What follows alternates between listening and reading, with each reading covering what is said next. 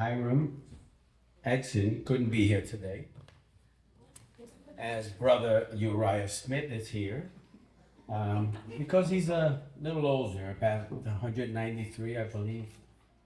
So I'll be speaking on his behalf. Hiram Edson was born on December 30th, 1806 in Jefferson County, New York, to Luther and Susan E. Edson. Hiram Edson was the instrument whom God used to reveal to the early Sabbath-keeping Adventists the meaning of the cleansing of the sanctuary. With Joseph Bates and James White, he was one of the deep-thinking students who developed the Seventh-day Adventist faith. He was at one time a Methodist. While the date and place of his conversion are unknown, from birth, he had been reared in a Christian family. Around 1839, he became a steward in the Port Gibson Methodist Episcopal Church. He was widely respected as an earnest, soul-winning layman. On December 2nd, 1830, Hiram married Effa Chrysler. Tragically, Effa died of an unknown cause. 9 years after Effa's death, Hiram married Esther Maria Persons. To accommodate his growing family, Hiram purchased a 56-acre farm near Halliday Corners, known as Port Gibson. In the summer of 1843, when the Millerite Adventist preachers Joshua Himes, Charles Fitch, and Thomas Barry held tent meetings in Rochester, New York, Edson attended. He attended these services and read their paper. He accepted the new doctrine, Millerism, that same year. The Methodists rejected the Millerite teaching of Christ's imminent second advent and expelled members who accepted it. Hiram and Esther began holding meetings in their home. In the autumn of 1846, James White and Joseph Bates wrote Edson requesting that he host a conference. After Joseph Bates read from his pamphlet, The Seventh-day Sabbath, a Perpetual Sign, Edson exclaimed, "Brother Bates, that is light and truth. The seventh day is the Sabbath, and I am with you to keep it, thereby accepting the seventh day as his Sabbath." In the 1840s, a small company of Adventist believers, mostly farmers, lived in this area, and they looked to Edson as their leader. Adventists gathered at his farm on October 22nd, 1844, to await the return of Jesus. We all know what happened, right? Jesus did not return. Christ did not come as they expected.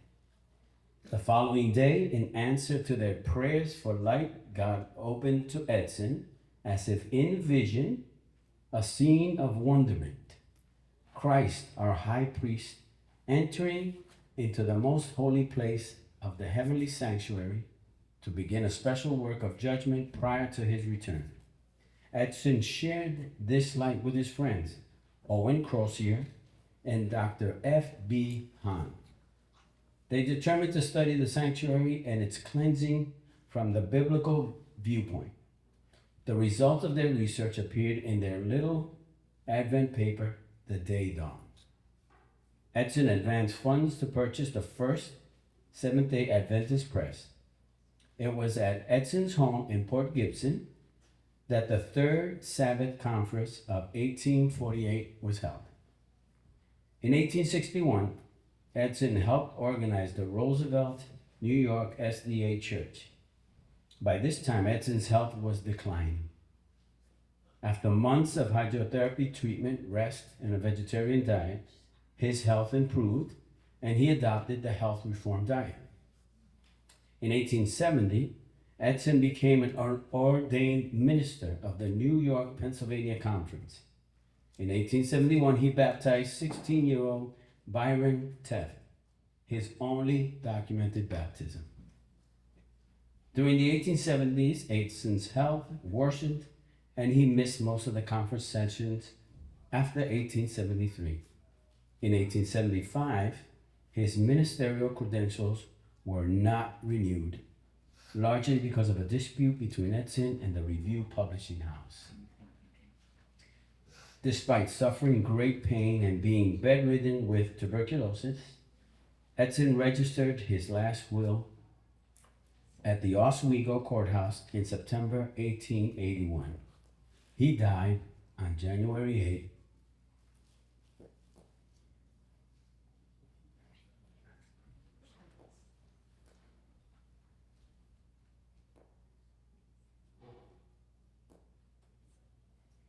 1882, at Palermo, New York, at the age